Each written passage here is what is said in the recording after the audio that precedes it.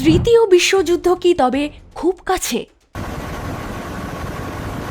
Sonar transducer indicates full deployment. State contact status. Donald ট্রাম্পের একটা সিদ্ধান্ত আর সারা বিশ্বের নজর এখন দক্ষিণ চীন সাগর থেকে ঘুরে গেছে আরব সাগরের দিকে। U.S. Central Command confirmed today the USS Abraham Lincoln aircraft carrier strike group has entered the Middle East region.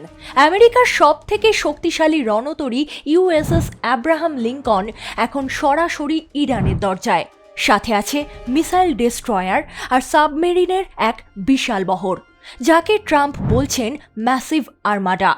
ইরানও কিন্তু চুপ করে বসে নেই।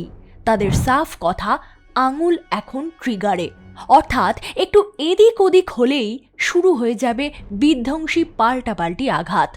ট্রাম্প স্পষ্ট হুঁশিয়ারি দিয়েছেন, ইরান যদি তাদের পারমাণবিক কর্মসূচি আবার শুরু করে বা সাধারণ মানুষের উপর দমন পীড়ন চালায়, তবে মার্কিন সেনা এবার সরাসরি হামলা করবে।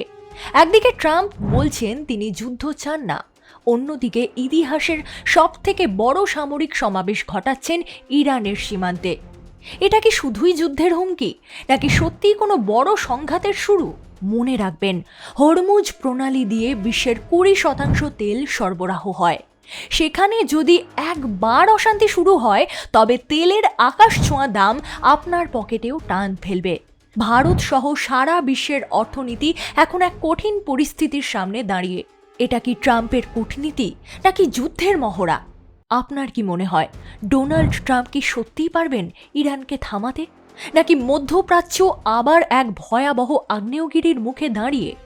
কমেন্টে আপনার মতামত জানান আর ভিডিওটি শেয়ার করে সবাইকে এই পরিস্থিতির গুরুত্ব বুঝিয়ে দিন।